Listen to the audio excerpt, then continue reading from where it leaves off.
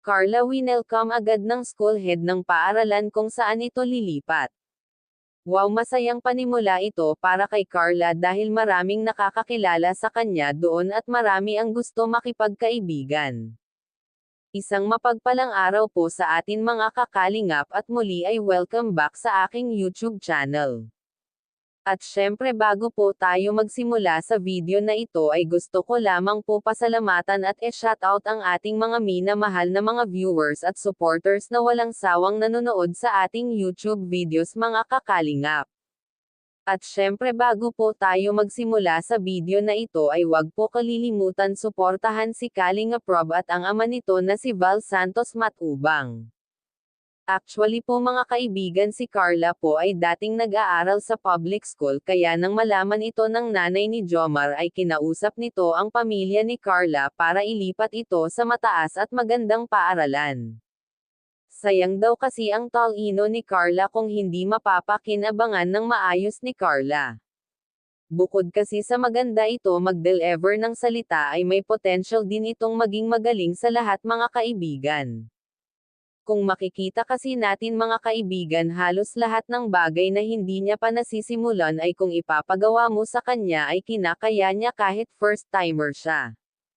Ay magagawa niya talaga. Inspirasyon niya kasi ang kanyang mga magulang para sa kinabukasan at may ahon niya ito sa kahirapan.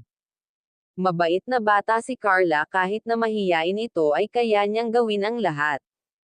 Kaya sa point na ito ay makikita at masasabi natin na marami ang gusto ma-i-vlog si Carla. At naantig ang puso ng kanyang manonood, at ang nanay ni Jomar ang may magandang kalooban nagsabi nito sa kanya at ito ang unang naghinayang kung sakaling hindi ito makapagtapos ng kanyang pag-aaral. Kung baga sayang ang talino ni Carla kung hindi niya gagamitin sa tamang paraan kaya para sa ikabubuti ni Carla tinulungan na niya ang pamilya ni Carla at wala itong kapalit. Kuya Rab at Carla ay nagulat sa gusto ng nanay ni Jomar. Gusto lang talaga nito mapabuti ang kalagayan nila Carla kaya minabuti nitong magbigay ng tulong kila Carla. Malaking improvement ang nakita ng pamilya ni Jomar kay Carla matapos ang sunod-sunod na biyaya ang dumating sa pamilya ni Carla. At nakita rin siguro nito na mas lalong tumatagal ay nahuhulog na ang loob ni Jomar kay Carla, katulad ni Kuya Rab na gustohan at nakitaan din nito si Carla ng potential bukod kasi sa maganda na ito at matalino kaya ay magaling ito sa lahat ng bagay, kaya isa ito sa mga napansin sa kanya ng kanyang mga taga-suporta ang pagiging isang magaling magrampa sa taas ng entablado at matalino nga ito mga kakalingap.